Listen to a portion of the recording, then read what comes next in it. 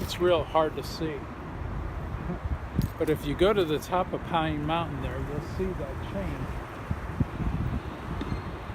Can't remember exactly the story behind it, but that chain is supposed to hold that rock right there, keep it from falling on the town.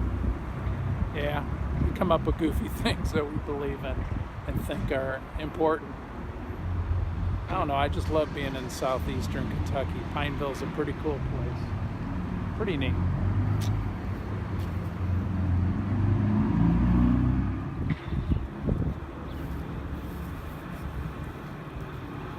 Spring is in the air. You can even smell the fresh cut grass here around the town square in Pineville, Kentucky. Bell County, Kentucky. Reminded me a little bit of my childhood. I wish I could put stuff that is in my mind in video form, particularly the sights and smells of my childhood. One of them was, I remember that when my parents owned a pet store in Chicago at 105th and Ewing, my mom was busy with the store, and she had a lot on her shoulders with that, increasingly so for a variety of reasons. Maybe I'll tell you a little bit more about that later, but for a time we had a lady that would cook dinners for us and do a variety of different household jobs. But I remember smelling her cooking. It was just some of the best food. It was simple.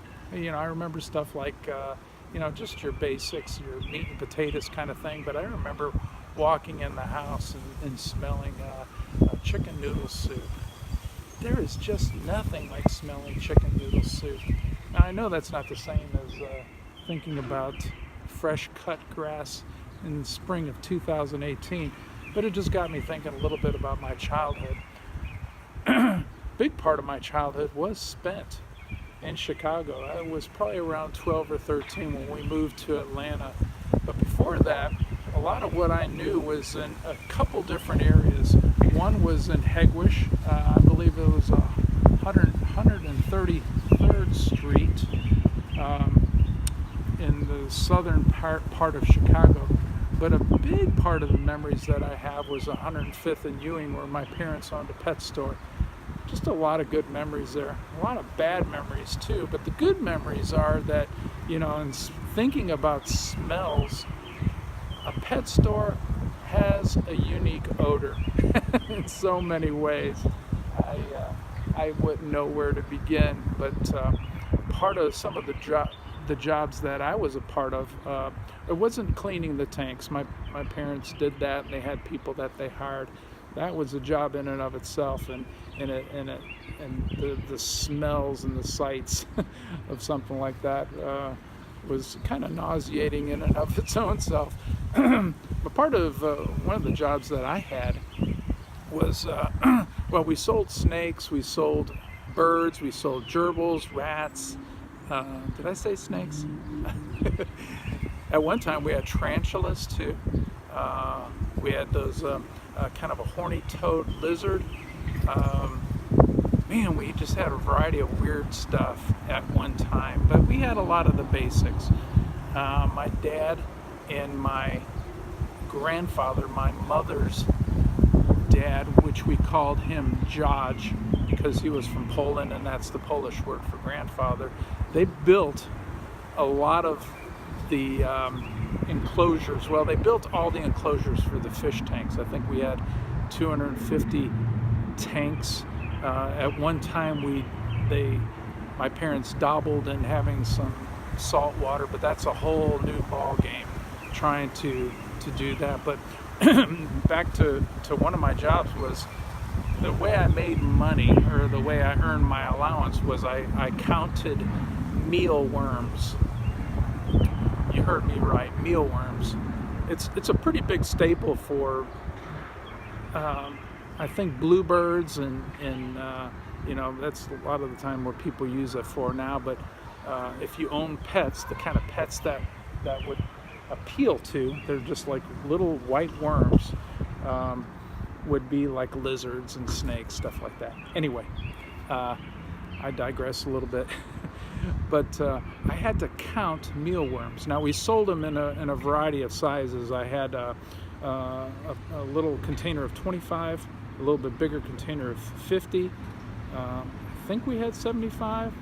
I don't know, maybe not. And then 100. And then I think there was a 500 count.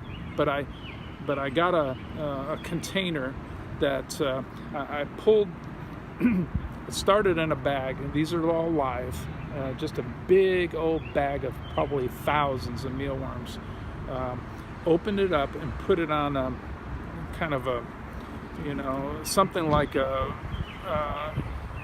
what you find drinks in, like a 6-pack of drinks, a variety of drinks in the little cardboard container. Well, I poured it out in something like that. I poured it a little bit at a time, but I also had kind of this sawdust type of stuff that I had to put them in as well, with the cups as well. And so I'd count all day long those mealworms and put them in those containers for my parents to sell.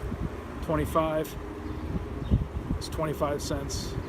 Bigger size, 50 cents, 100, $1, that sort of thing. And I remember doing that, and it wasn't my favorite thing to do, but think about that. Growing up as a young person, I'm probably 9, 10, 11 years old at this time, counting out mealworms in a pet store that my parents owned. Kind of idyllic in a way, because there was just so much neat stuff in there. The sights and the sounds and the smells. Now those mealworms did have an odor. It wasn't repugnant, but they did have an odor, and so it was quite an interesting thing to think back on, that I had done that. I had another job, and maybe I should save this for another video, but I'll just shoot through it real quick. I had a dog named Ito. Now Ito was kind of the guard dog of the pet store. He was a German Shepherd, and Ito was a sweet dog, but Ito would take care of business if Ito needed to. And I'm saying Ito, E-T-O, okay? My job with Ito in the morning, during the day some, but mostly in the morning, and at night I would walk Ito. Now, maybe I should tell a little bit more. Like I said, save this for another video, because there's a lot of stories I can tell in that. Maybe I'll save that for the next video. But Ito, be looking for that. We're going to talk about Ito next. Spring 2018, Pappy Cam saying goodbye.